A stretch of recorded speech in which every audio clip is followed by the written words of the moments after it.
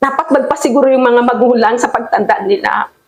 O di ganun, kung ganun ang gagawin, ang mga magulang magiging selfish, sarili lang isipin dahil yung mindset ganun, kung yun ang i-inject nyo sa mind ng mga magulang. Hindi sana hindi na kayo pinag-aral. Hindi sana yung magulang nagsikap na lang para sa pagtanda nyo nagtabi. Hindi na kayo pinakain. Hindi na kayo binigyan ng mga kailangan nyo kasi malaki na kayo di ba? Kaya nyo nang magtrabaho. Yung iba nga dyan, di ba? Pinapaghanap buhay sa kalsada, pinapagkatulong, pinapagtinda sa palengke. Hindi na nakakapag-aral. Oo na obligasyon ng mga magulang talaga kayo. Pero alalahanin nyo na hindi lahat ng mga magulang ginagawa yung obligasyon. Hindi lahat ng mga magulang ginagampanan ang obligasyon. Pwede naman kayong hindi pag-aralin, di ba? Kasi makatapos kayo hanggang grade 6 lang, malaki na kayo, kaya nyo na. Di ba? Pwede kayong, kung yung magulang hindi nag-iisip at hindi nagmamahal sa inyo, hindi binibigyan ng halaga yung future nyo, pwede na kayong magpag-aralin, matuto lang kayong magbasa at magsulat sapat na, di ba? Kasi maraming nagsasabi na obligasyon ng magulang. Tulad nga sinasabi ko, maraming magulang na hindi nagbibigay, gumagawa ng obligasyon nila. Magpasalamat kayo sa mga magulang na ginawa ang lahat ang obligasyon nila, mahalin lang kayo, mapalaki, mabigyan ng magandang buhay. Hindi niya kayo iniwan. Hindi niya kayo pinabayaan. This is applicable only to those, sorry, I can't help myself. Kasi nalulungkot talaga ako. Sobra na mga kabataan ngayon. How they disrespect elderly.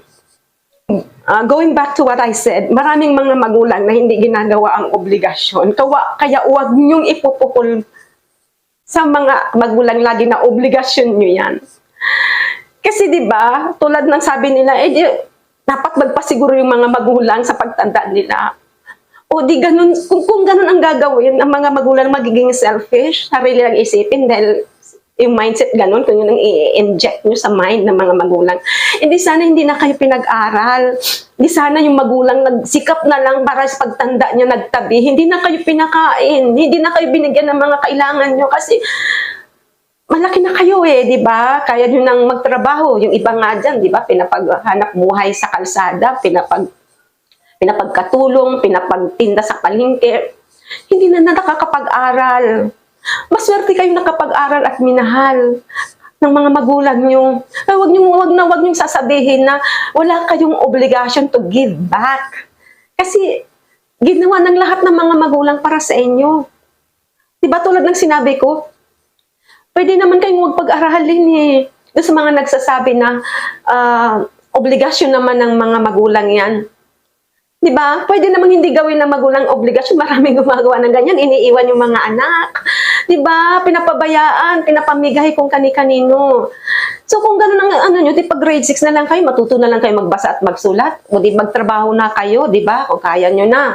Magkalakal kayo dyan o kung ano, yung magulang, magpasiguro na sa pagtanda niya kasi kung papasiguro niya na patuloy kayong pag-aralin hanggang college, matanda na yung nanay niyo, tatay niyo, wala siyang naiipon. Kung saka pa lang siya mag-uumpisa, natapos na kayo, matanda na siya, ulan na yung opportunity niya, paano pa siya mag-iipon ng para sa sarili niya pagtanda, di ba?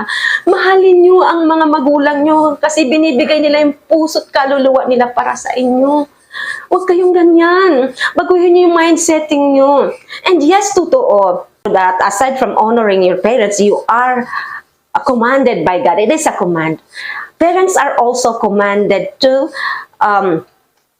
especially to the fathers, na sabi dito, basahin ko para di ako magkamali.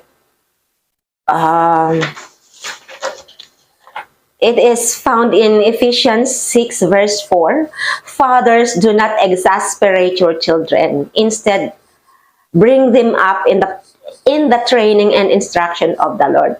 Sabi dito, generalize ko na, expound ko na, papaliwanag ko na. Sabi dito, huwag daw maglalabis ang mga tatay sa mga anak para sila hindi mawala ng pag-asa, para hindi sila yung kaluuban nila ay hindi magupo. Magkaroon sila ng hope, kumbaga, na huwag masyadong maging mahigpit sa mga anak o wag masyadong pagsabihan ng di maganda, respeto in essence yung mga anak. Which is, marami naman sigurong ganyan, ano? Ako, I do respect my kids and my kids respect me. Though hindi ganun talaga ka-perfect kasi nowadays sobra na yung ano ng mga social media tsaka yung influence ng mga kabataan, di ba? But I still make sure na yung kids ko, they respect me and I respect them. And it's okay to apologize if I make mistake and my kids know that. Walang masama doon. So, yes, totoo na parents should give respect to their kids also. However, it is not an excuse for you kids, for you children, na maging mataas kayo sa nanay at magtatay nyo, na maging makipagpantay na kayo. Kasi never mangyayari yan. It is always your parent, your mother and father na nasa taas at hindi kayo. Okay po? So, honor your parents. Honor your parents. Okay? Honor your parents. Give them love. Give love. Give the love back to them. So, hindi po totoo na walang obligasyon ang mga anak na tumulong.